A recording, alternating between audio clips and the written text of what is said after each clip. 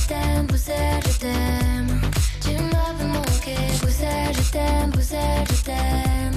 Tu m'as préféré, Bruxelles, je t'aime, Bruxelles, je t'aime. Hello and welcome to Brussels, my love, our weekly talk show from the heart of Europe.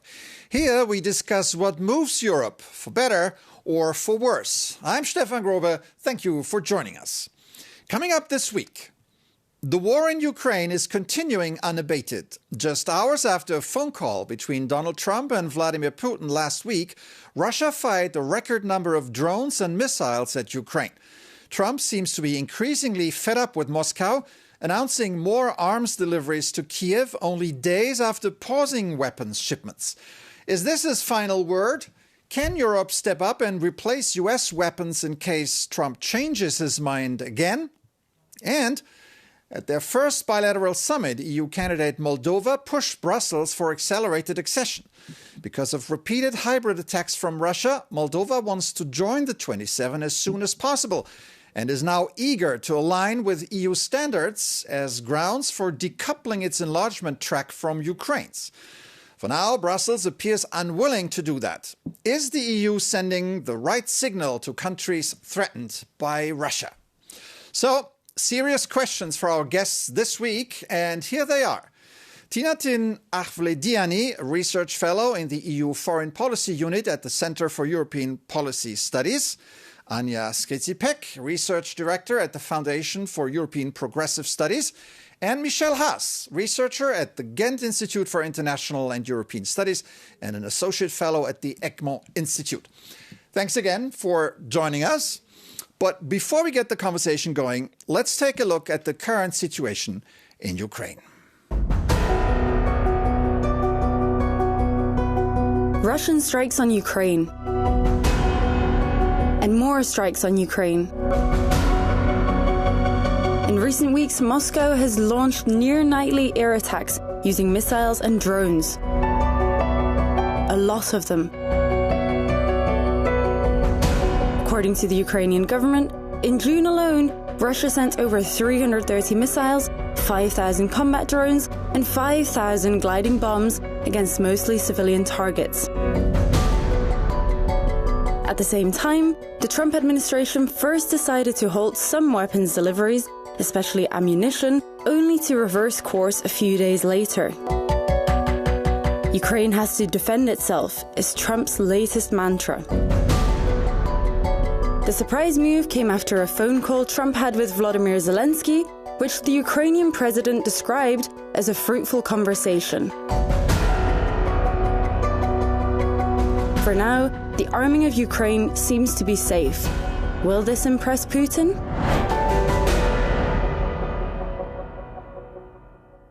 Well, let's take up that question, Anya. I want to start with you. Will the latest decision by Trump impress Putin? Will it change his calculation? I'm not really sure why we should start with the impressing president of Russia. I think that there are certain political questions we need to unpack in this conversation. We certainly will. That definitely is the case. But where I always prefer to start is the position of the European Union. And I think that the European Union by now, also following the conversations with the President of the United States, everything that has been in regards to trade, everything that has been happening around the NATO summit recently, is by now aware that the US is not the same partner as it used to be. And here are the questions for the EU, what the EU should do to live by its promise of being the peacekeeper and peace builder, not only in the EU but also in the region, as also sustain unwavered position in solidarity with Ukraine. And I think this week's Danish presidency has been very outspoken about that this is one of the top priorities. So if you ask me about the impression, I do hope that President Putin will be impressed by the unwavering solidarity here. Good. I want to, before we move on, and we certainly talk about Europe, but Michel, Putin has shown that he has no interest in a negotiated peace. And he even made it clear that he wants to pursue his war aims come what may. Is that sustainable for him? Well, for now, he is gaining advantages. Also in the confusion that the US is creating, we have seen so many shifts for the last few weeks and months coming from the Trump administration. We now also hear that Trump was even caught off guard. The European allies were caught off guard of the US decision to pause military aid. And all of this confusion that is created by Trump administration and the European allies are looking at it. It's in the advantage of Putin, for sure. And he is going on with the war with record numbers of attacks, hitting new records every week, basically. But Tina, there's something that must have changed Trump's mind. Obviously, he's frustrated. He's, as he says, unhappy with Putin. How confident are you that he won't change his mind again? Well, I'm not confident at all, and I don't think anyone is, because as we can witness, he's been changing his mind all the time, and his behavior is not really rational, but rather unpredictable. So good luck finding the answer to that.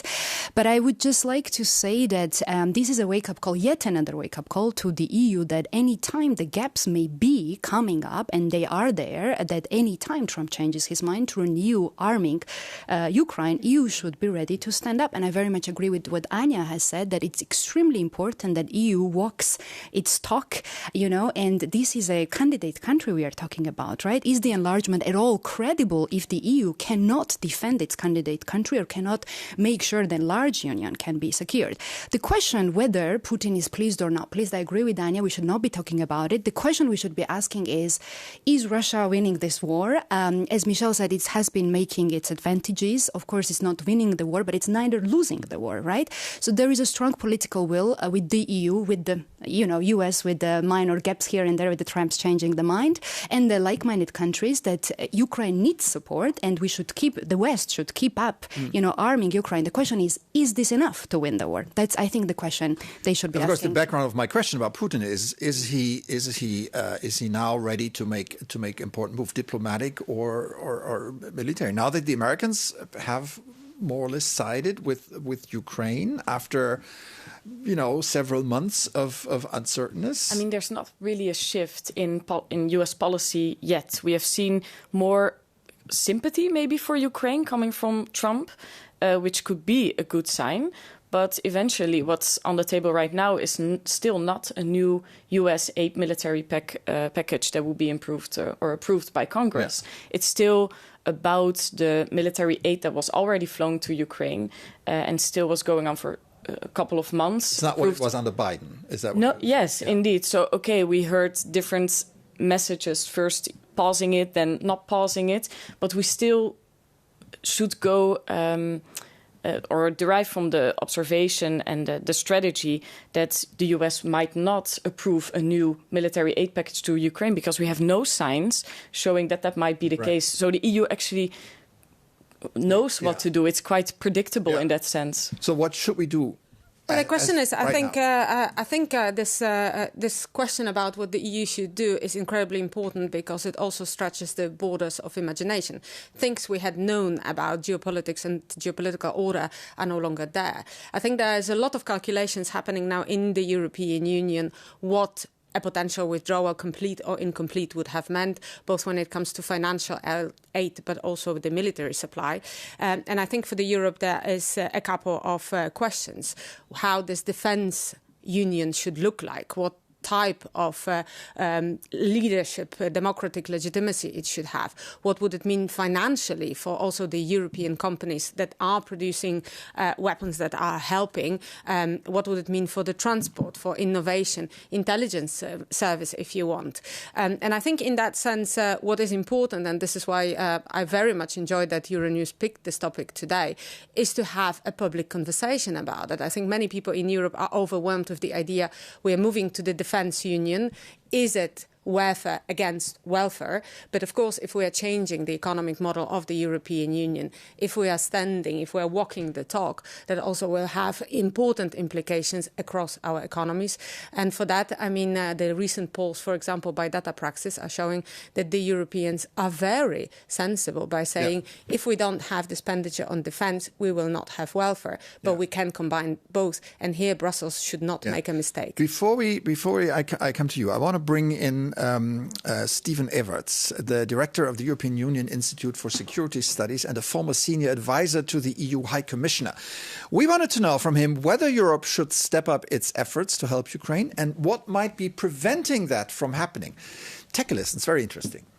We can do a lot to support Ukraine, and we should. The closer you get to Ukraine, the more acute the threat is felt. The further you are, the more distant all this feels. So it's indeed a problem of political will, of political perceptions, of threat perceptions, not a problem of capabilities. I regrettably see increasing signs of fatigue in some parts of Europe. And I think this is a mistake, because people should really realize what is at stake in this war. We're not doing this out of generosity for Ukraine. We're doing this to protect ourselves against a growing Russian threat. And if Ukraine falls or is forced into a very unequal and unsustainable peace, the threat to the rest of Europe will increase. So you have a choice. Either you ramp up support for Ukraine today, or you get more Russian soldiers closer to your borders. What do you prefer? What do you prefer, Tina? Well, I think the answer here should be very clear, right? This is all about, I very much agree with Stephen, what he just said, that we should really remember the history. Russia has hundreds of years of history moving its borders and invading its neighbors. Ukraine is not the first one. This is not the first one that is happening in Ukraine.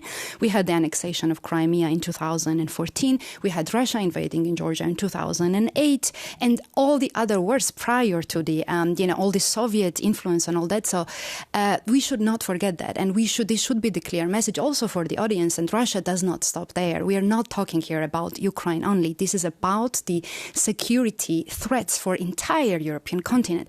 If Ukraine, and I don't wish this to ever happen, if Ukraine is defeated in this war, then of course Russia will rearm itself for Europe, because we know what Russia wanted, right? Prior to the full-scale invasion of Ukraine, Russia has put up the paper where Putin was asking basically to revert back and a retrieval of the NATO troops from the Central and Eastern European countries, and to go back to the security order back in 1990s. So this just basically is something very unrealistic that should really never happen. Now, despite of what you've just said, we've just heard that there is an increasing war fatigue in certain parts of Europe.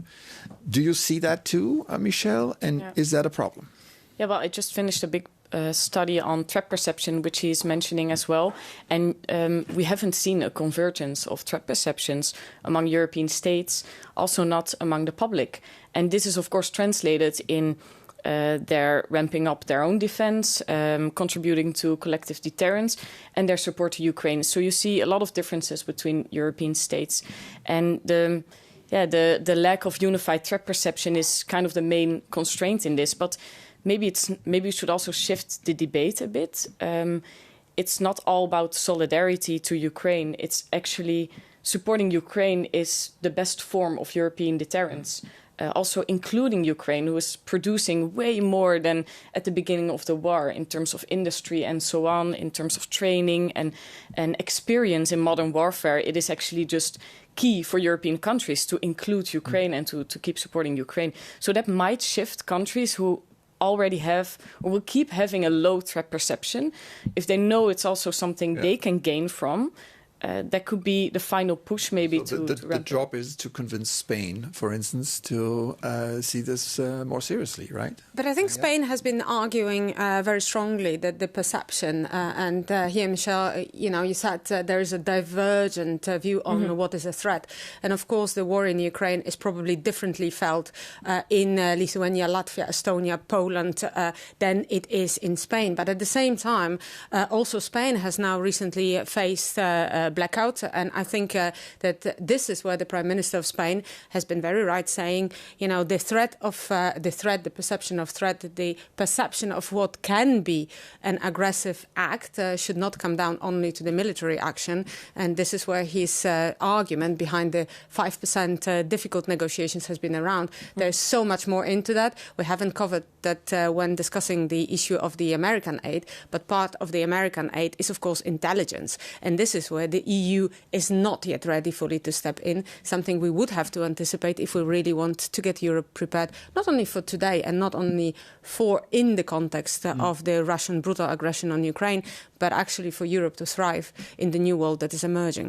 So there's intelligence, there's air defenses. Air defense that I wanted to mention, because this is something EU could not definitely replace the US support, not in the short run. Of course, there are talks and there are actions taken, and mostly actions refers to finding the money to ramp up the capabilities. But in the short run, EU cannot definitely replace the support Ukraine has been gaining from the US. So it's definitely very good to have both the short-term plans, what do we do in the immediate future, and of course long-term, to make arming Ukraine more sustainable, to make it strategic and systemic, not like, emergency situation. We've been in this emergency for the past 4 years. I do believe that when they talk about halting or pausing aid, if this big statement comes from the US administration, it doesn't mean that on the ground it's already translated into stopping all personal relations between US and Ukraine. I think in terms of intelligence, for example, you could see continuation, but still, indeed, it is a balancing act to keep the US partly on Ukrainian and European side for deterrence and defending Ukraine. So according to NATO, the UK, Canada and European nations have collectively increased their Ukraine military aid to 23 billion in the first quarter of this year and will provide additional 40 billion for the rest of the year. Is this enough? Will this likely go up next year, Anja? I think that in the comparison with the US, this is indeed a balanced act in terms of the numbers. The question is, when you say, is money enough? What we need is not only the money, the production, but also infrastructure, training, and possibility to defend ourselves. So it is an investment in the capacities. But let's not forget, and I think we already said that, Russia continues also rearming itself. So this is an escalation. And this is a little bit of a question of, how and what sort of an end to this race that we are somehow instinctively embarking in, we would see, taking into account that the European Union, not NATO, European Union, is the community that is based on the principle of peace and defending itself, not being the aggressor. Can I just add that one thing I completely agree with Anja is that I think the events will speak themselves. Will Ukraine be winning the war? That will be enough. Will it not be winning the war? That is definitely not enough. I think the events speak themselves. And also here, when we talk about whether it's enough, we should take the reference to what's going on in Russia. Russia has been spending 1/3 of its GDP on the defense. I mean, it produces more ammunition and more military equipment within 3 months than the EU does in the 12, right? So is this enough? Well, maybe not. And we see that the Ukraine is not winning. Is Europe prepared to spend more next year? Well, it's difficult you can identify capability gaps, saying, for example, air defense, long-range missiles, land maneuver formations, and so on. So we know the capability gaps needed for the collective plans that we made based on NATO defense planning. So we have a common agreement on the threat. We have NATO defense planning, and we know what countries have to fill in terms of capability targets. But then you have the most difficult step, and that's actually procuring all that stuff. And then you are in a long waiting line, and you see that in many countries they want to ramp up defense spending quite fast, but they should also be careful and choose the right decisions. And for example, when you look at drones, it would be useful for Europe to maybe produce 5 or 6 drones in the end, but not 27 different drones. So you have all these challenges that come with actually procuring the capability gaps that you have identified. And that's a very difficult part. You hear in a lot of European states, there is some political will now to spend more, but how are you going to spend it?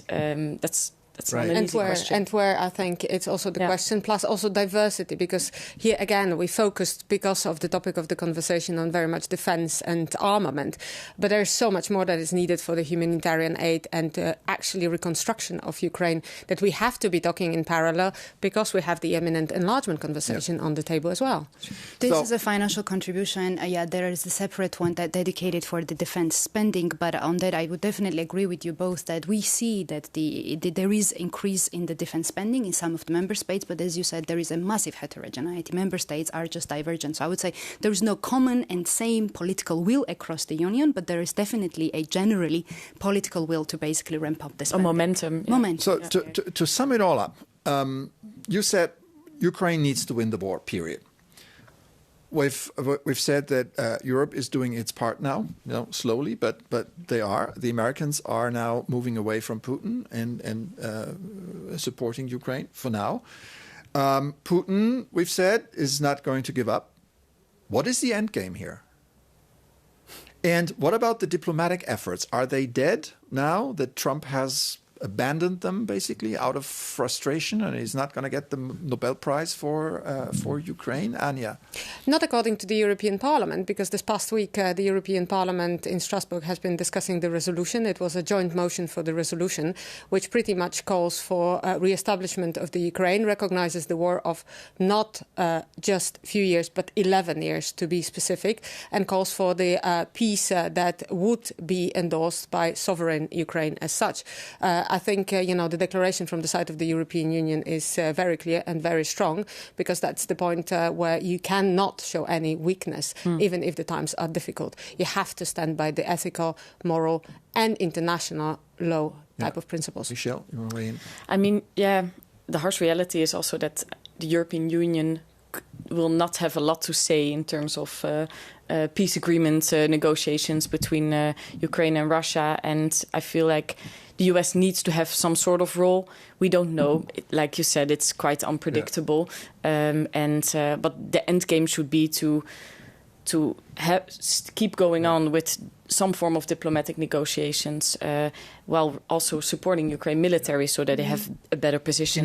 To me, endgame should be here the lasting peace. Peace can be broken, but that can also last, because we've seen borders moving constantly in the Russia's neighborhood, as I already said it. I agree with you that EU is not engaged. We've seen that in the negotiations for the peace talks, but it should be, because we are talking about EU's candidate country. It should be. It should be. Let's see what happens. All right, that's it for the first round. We'll now take a short break. And then, fear in Moldova. Can EU membership protect against Russia? Don't go anywhere.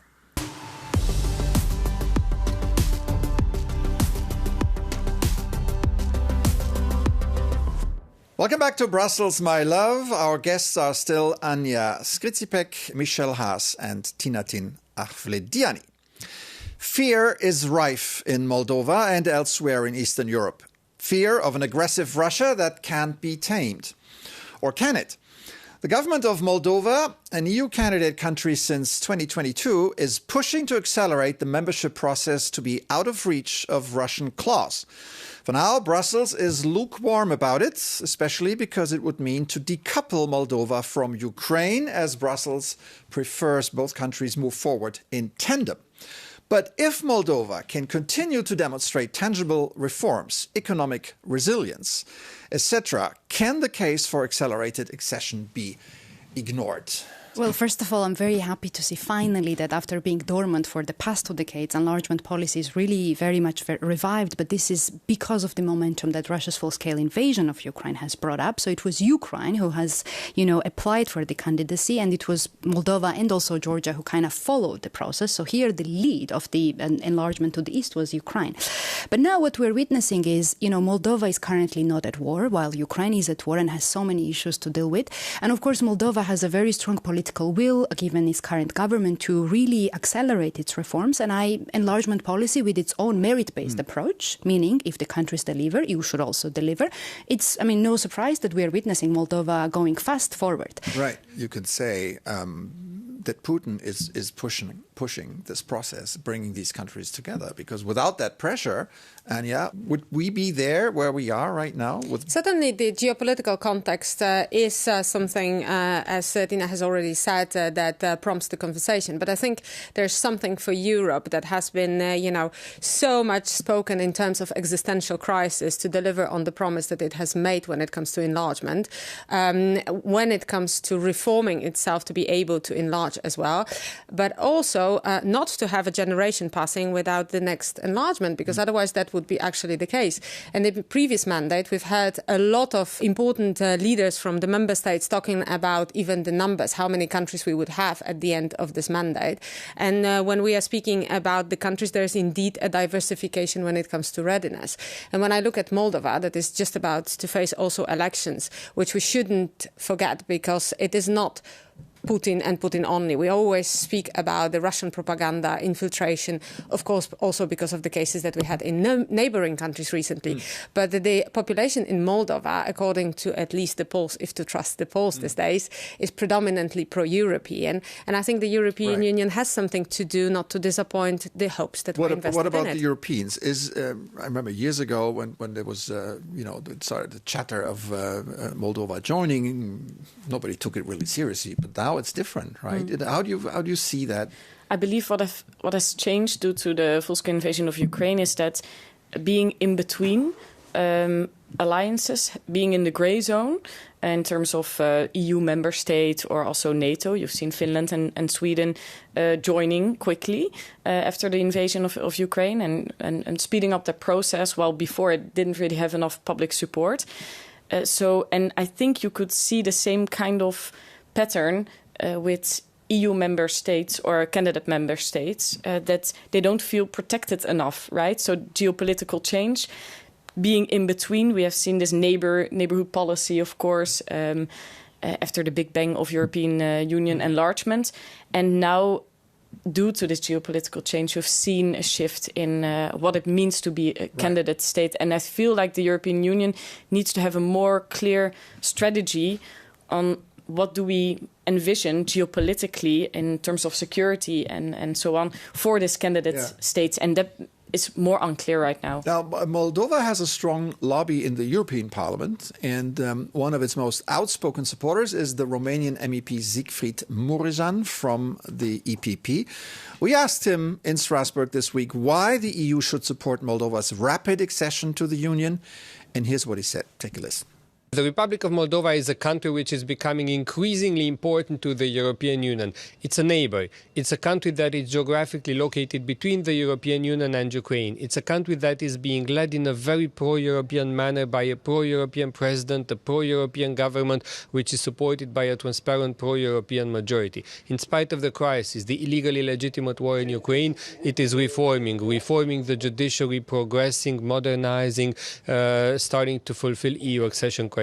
Because of the importance that it has, we should support it to be ready for joining the Union as soon as possible. So for him, that's a no-brainer, right? That's the no-brainer. Indeed, because that's a no-brainer for the merit-based approach, as I said. And this is here the EU's call, of course, to strike the balance between geopolitical aspirations and the merit-based approach. And I am very much with that, because every single country in the enlargement policy should be taken by their own merits. Why I'm saying that? Because we have a long history in the Western Balkans when the countries, because they were coupled each other, have been, detained from accessions because of the member states' vetoes. And it's simply unfair. When the countries deliver reforms, and if they do, the EU should also deliver more integration into the European Union and a fast track to the accession. That being said, for Ukraine, the story is different. And so is, by the way, to Moldova. Of course, accession should be, going ahead in line with the reforms, but EU should also have a strategy. Can it make sure it can defend Moldova if Russia had to interfere? So, and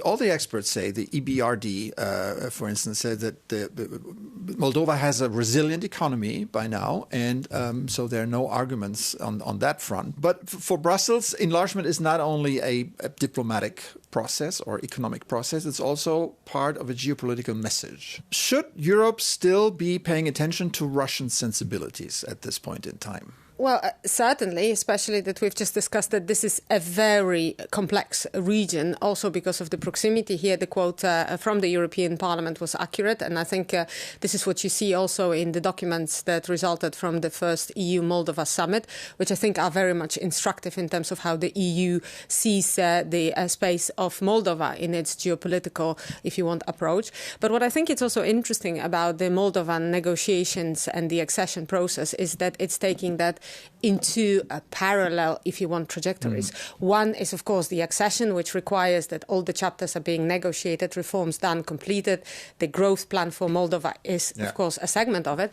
But the other part is that Moldova is also benefiting very actively from the different modalities of approaching the European Union when it comes to partnership on security, when it comes to comprehensive agreement for trade, and when it comes to being part of, for example, the European Labour Authority. Thank you very much. We've come to the end of our second round. As always, the latest on Moldova and the EU enlargement process in our news on the various Euronews platforms. For now, many thanks to our guests and to our viewers at home. Stay with us.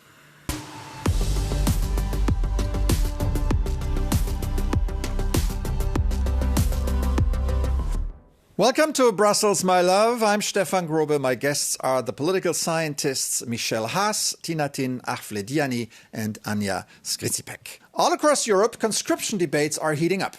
And this time, women are part of the equation. Faced with rising security threats and stretched military resources, several countries are reconsidering long-held traditions. Across the EU, the idea of drafting women is gaining traction. On the first day of its EU presidency, Denmark just did it as the last Scandinavian country. But expanding conscription also raises big questions about defense budgets. Can Europe afford a larger, more inclusive force, or will it strain already tight military spending? Michelle, should this even be an argument here? Money. I actually don't think so. I mean, it was a rhetorical question. Go ahead. Yes, I mean, personnel is the main issue, basically, in a lot of European states. Of course, it differs. You have Nordic countries where there's already some form of conscription and where there are a lot of people and young people voluntarily joining the army. But for a lot of countries, it's actually one of the main challenges. You need more defense budgets, you need material logistics, you need people to train the new recruits. So that comes with budget challenges for sure. But I think what you see mainly now, and that's also why women are more part of this debate, is that we go from this smaller professional army that we have created when territorial defense was gone and we reformed our armed forces to crisis management, to this whole society approach that you see developing in all these countries where we need to have security as a broader societal story. And that, of course, includes half of the population, which are women. And so women in combat roles, not as pilots or doctors or something, in combat roles is not a new story. We see this in the United States, in the United Kingdom, Israel, etc. Why is it an issue now? First of all, because it's a question of conscription and what sort of a form conscription would have had. Would it be mandatory, non-mandatory, based on lottery, volunteers or not? That's number one. Capacity, as Michelle has said, is the second issue. Third is the question of popular support. If you take Lithuania, Latvia and Estonia, there 2/3 of the population apparently speaks against women being part of the conscription. But then also among the feminists and scholars of gender equality studies, there's a lot of division, because some are saying this is the manifestation of equal opportunities. If women want to be part of the service, they should be able to be part of service. The others are saying this is a very different type of circumstances. So how would you see the inclusive process of getting women on board? But I guess the same argument could be done for all the other services. So it's a big question, but it's good that the Euronews is starting this public debate. Good question. And Tina, I want your reaction to what we're playing out now. We obviously wanted to hear from women themselves who have opted for a military career. What were their reasons? How do they see the ongoing debate? And what are the challenges? Now, here are Helene Sines, an officer in the Norwegian Navy, and Katrin, a Danish conscript. Take a listen. I was a conscript in the Norwegian Navy 5 years ago, and I have been working in the Navy ever since that. I think that mandatory conscription for everyone is a positive development, because diversity is crucial for the armed forces to be able to face modern challenges and modern threats. Also, with the mandatory conscription, you might get more women to pursue a further career in the armed forces. In the situation that the world is in now, it's needed, I think, and I think it's only fair and right that women participate equally as with the men. But I think there's also some challenges to meet when you're not used to that many women. Perhaps like the equipment and the uniform, oftentimes it's too big, or like there's a lot of loopholes you have to jump through to get everything to work. Tina, your reaction? I very much agree with that. I mean, both ladies, very, very impressive. And I very much share the opinion that equality is not only equality of rights and opportunities, but also obligations. This is, in the end, the civic duty, right? So I see that conscription as a civic duty, as the responsibility, as Michelle said, something that is societal readiness and societal resilience overall. However, I also agree with Catherine has been saying that, equipment, the uniforms, but also the environment, it has not been adapted to the gender inclusion in many countries yet. And of course, this may bring in even unintended sexual, discrimination simply because the environment is not adjusted. So I very much favor this change, what we can already observe in the Nordic countries, but I also would advocate that the countries already start investing to adapt their environments to be really inclusive when it comes to gender inclusion. Part of the conscription idea is also to create fairness among those who are being asked to serve. Now, in Denmark, it's based on a lottery. So where's the fairness there? Well, in the lottery, you, of course, put also the names. So, I mean, you could say that it's one way of making that fair and equal floor. But Denmark is an interesting example because when we talk about the service, you've said at the very beginning, we are talking strictly about military service, but peacekeeping is also part of the similar type of service. And the UN had agreed in the resolution 1325 to have more women in the peacekeeping. Denmark was the first country to ratify this, and still women account for about 8% in the peacekeeping. So I think the big question here is not only if the conscription was indeed mandatory or by the lottery and open to both genders, what prevents women still? And I think, here the answer is a bit more complex and nuanced as it always is, because it has to do with persisting gender equality. You've mentioned also the question of culture. I think that has not been named. What was named was the question of the equipment, but of course also the question of the culture of the organizations you adhere to. So, Michelle, is a mandatory female contribution the ultimate achievement of gender equality? It's a tough question. I don't think so, per se. I think we also see that first it will be filled with voluntary women going to the Danish forces, and then they will have this lottery. So I think we will see different forms, also depending on what different countries need in terms of advancing their European or their armed forces. But in terms of material, it is also a really big question. I'm a reservist myself, and my tactical vest, it's basically way too big. So I think it should be also a process in including women in different forms and also making practical adjustments. But you see these debates coming up in all these countries as well. All right. This debate will go on. We've contributed to that today. Wonderful closing words. Thank you very much to all of you. We've reached the end of Brussels, my love. Thank you to our panel and to our viewers at home. If you want to continue the conversation on any topic, write to brusselsmylove@euronews.com or come to us on social media. That's it for today. I'm Stefan Grobe. Have an excellent week. See you soon.